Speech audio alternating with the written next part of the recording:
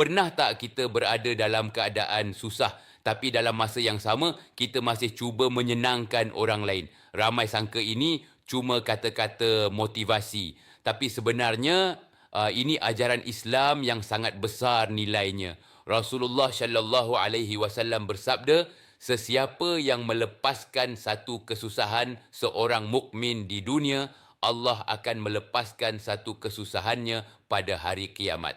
Hadis riwayat Muslim. Maknanya jelas, walaupun kita sendiri sedang susah, bila kita menyenangkan orang lain, Allah janji akan menyenangkan kita di saat paling kita perlukan. Malah Allah sendiri memuji orang seperti ini dalam Al-Quran. Allah berfirman, dan mereka mengutamakan orang lain atas diri mereka sendiri, walaupun mereka sendiri dalam kesusahan.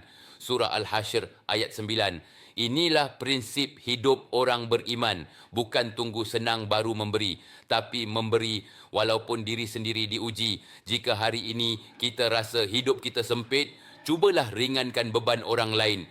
Kerana sering kali jalan keluar kita datang melalui kebaikan yang kita beri kepada orang lain,